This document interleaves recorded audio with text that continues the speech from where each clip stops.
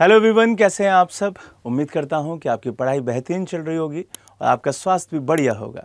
चलिए आज का टॉपिक देखते हैं। आज का टॉपिक है आपका फाउंडेशन डे। अब ये फाउंडेशन डे क्या होता है पहले तो ये समझ लो। जब भी किसी देश में आप देखते हैं कि हमारा ये देश इस दिन आज़ाद हुआ था, वो आपको पता होता है कि हमारा जो भारत है वो 15 अगस्त को आज़ाद हुआ था। उसी तरीके से हर एक राज्य भी अपना फाउंडेशन डे भी मनाता है। अगर वो किसी और राज्य से अलग हुआ है और स्वतंत्र राज्य बना है तो उसी तारीख को, जिस दिन वह स्वतंत्र राज्य बना है, उसको वो अपना फाउंडेशन डे कहता है। जैसे हम लोग बर्थडे मनाते हैं वैसे ही मोटा मोटा फाउंडेशन डे राज्य मनाते हैं। तो हर राज्य का एक अलग अलग फाउंडेशन डे है। अब आपको सारे राज्यों का फाउंडेशन याद करने की ज़रूरत नहीं है। जो महत्वपूर्ण राज्य हैं उनको ज़रूर याद करेंगे। एक टॉपिक यहीं से रिलेट करता है फाउंडेशन ईयर, जो कि पॉलिटी का टॉपिक है। आज हम थोड़ा सा ज्योग्राफी वाइज यहाँ पे देखेंगे कि कौन से राज्य का कौन सा फाउंडेशन आपका डे दिखाई देता है, वो डेट देखेंगे। क्लियर है ये बात। दूसरा, आज की जो तारीख है जो 30 मार्च है, वो भी एक राज्य का फाउंडेशन डे है। इसी वजह से आज हमने ये क्लास रखी है। और वो किसका है वो आप मुझे सबसे पहले कमेंट बॉक्स में बताओ। पढ़ाऊंगा तो हुई ही, लेकिन कमेंट बॉक्स में बताना जब तक मैं पूरी कंप्लीट करूं वीडियो, क्या आपको पता है या नहीं पता है। चलिए अब स्टार्ट करते हैं और सबसे पहले समझते हैं इस पूरी कहानी की रूपरेखा को।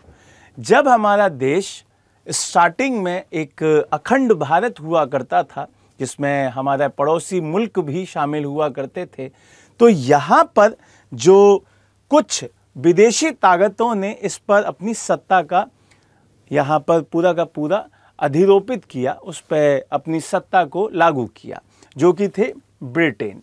अब ब्रिटेन के बहुत सारे अफसरों के द्वारा यहाँ पे अलग अलग प्रेसिडेंसीज बनाई गई और उन्हीं के द्वारा यहाँ के कुछ लोगों को अपना दोस्त भी बनाया गया। और जब दोस्त बनाया, उसके साथ यहाँ के लोगों को अलग अलग अपने हिसाबों से उन्होंने यूज़ किया तो किया, लेकिन हमेशा भारत गुलाम तो रहने वाला था नहीं। भारत ने आज़ादी ली और यहाँ से ब्रिटिश सरकार को भगा दिया। जब ब्रिटिश सरकार यहाँ से भागी तो भारत, हमारा जो देश है, वो आज़ाद हुआ। क्या हुआ भाई? आज़ाद हुआ। और उसके बाद की जो कहानी है वो आपको पता होगी कि वो किस तरीके से आपको याद रखनी है, क्योंकि जो ये भारत सबसे पहले अखंड भारत दिखाई देता था, वो अब चेंज हो चुका था और चेंज होकर उसमें से दो अलग अलग राज्य बन चुके थे। एक आपका पाकिस्तान और एक आपका हिंदुस्तान। यहीं से अलग कहानी शुरू हुई और कहानी शुरू हुई यहाँ पे स्टेट्स के फॉर्मेशन की। ये जो आपको आज का भारत दिखाई दे रहा है, ये बहुत मुश्किलों से इस शेप में दिखाई दिया है। वल्लभ भाई पटेल जी के बहुत अथक प्रयासों से, हमारे और दूसरे जो महान नेता हुए हैं उनके प्रयासों से ये भारत ऐसा दिखाई देता है। तो इसमें से कुछ जो मोस्ट इम्पॉर्टेंट स्टेट्स हैं उनको आज हम देखेंगे कि भाई उनके फाउंडेशन जो डेट हैं वो कौन कौन सी हैं, जिनमें सबसे पहले आज हम किसकी बात करेंगे? सबसे पहले हम बात करेंगे राजस्थान की।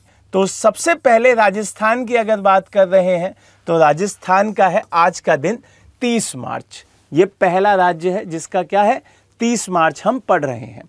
दूसरा राज्य है हमारा, जिस एग्ज़ाम के लिए हम तैयारी कर रहे हैं अभी, यूपी। तो यूपी पीसीएस में यहाँ से क्वेश्चन बहुत बार पूछा गया है, तो यहाँ पर भी ये डेट याद रखनी है, 24 जनवरी।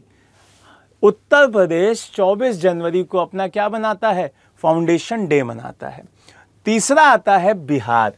तो बिहार के बच्चे भी इस क्लास को बहुत ज़्यादा देखते हैं, बहुत ज़्यादा प्यार भी देते हैं, तो वो है 22 मार्च। बिहार का फाउंडेशन डे याद रखना है 22 मार्च। बिहार के बाद आपको अब जाना है एमपी पर, आंध्रा पर, कर्नाटक पर और उसके साथ साथ केरल पर। ये चारों राज्यों को आपको एक साथ ही पढ़ना है, इन सभी को एक साथ पढ़ना है। और ये कब है? ये है 1 नवंबर को। कब है ये? 1 नवंबर को है। ये सारे के सारे 1 नवंबर को ही अपना फाउंडेशन ईयर मनाते हैं। इससे आगे बढ़ें तो यहाँ पर आपको तमिलनाडु दिखाई देगा, और तमिलनाडु का जो फाउंडेशन डे है वो कब है? वो है 18 जुलाई, 18 जुलाई इनका फाउंडेशन डे है। इससे आगे बढ़िए, इससे आगे है तेलंगाना। तो तेलंगाना का 2 जून दिखाई देता है, और ये भी कई बार पूछ लिया गया है। यहां से और आगे बढ़िए, छत्तीसगढ़। छत्तीसगढ़ का याद रखना है 1 नवंबर, इसका भी 1 नवंबर है। यहां पे और आगे बढ़िए, झारखंड, जो कि बिहार से अलग हुआ था। ये कौन सा है? झारखंड। और झारखंड का क्या याद रखना है? 15 नवंबर। बहुत इंपॉर्टेंट है, बिहार वाले बच्चे इसको बहुत अच्छे से याद करें, क्योंकि बिहार से अलग होकर एक स्वतंत्र राज्य बना, और ये बिहार गवर्नमेंट बहुत बार पूछती भी है।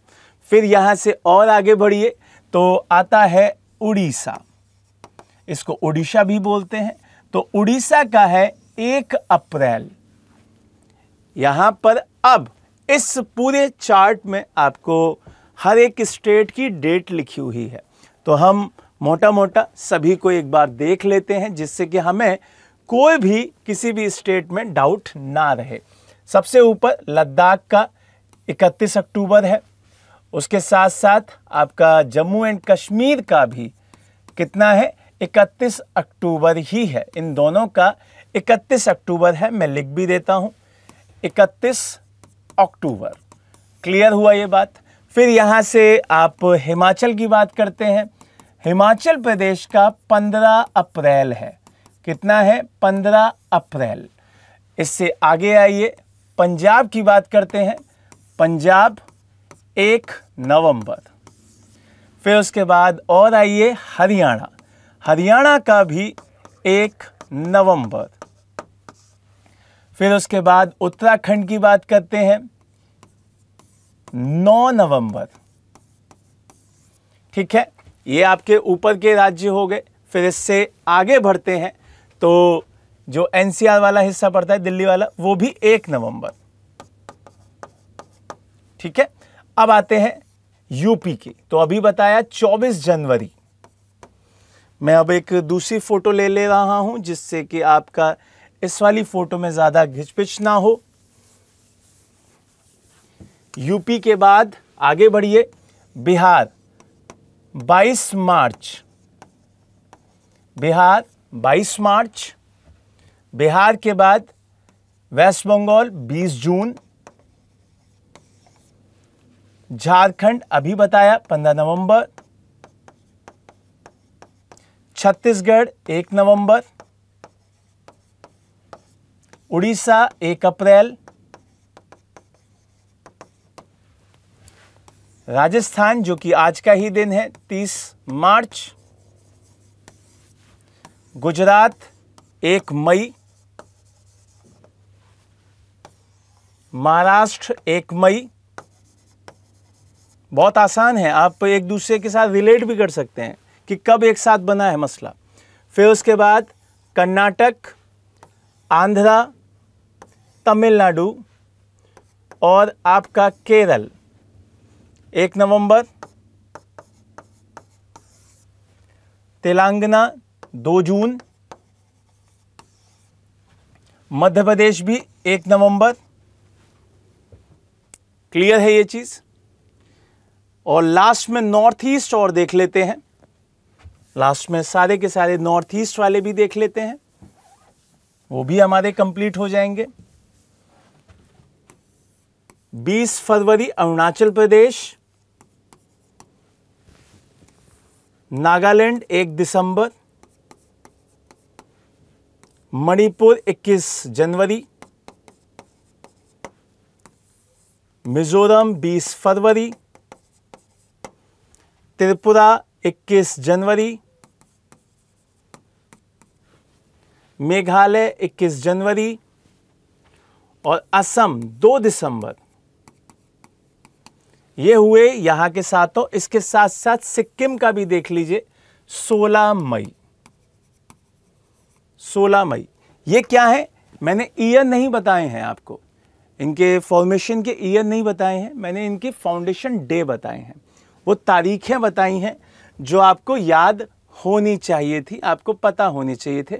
और बहुत सारी चीज़ें, जैसे तमिलनाडु 18 जुलाई आपको मिलेगा और यहाँ पर आपको 1 नवंबर दिखाई दे रहा है।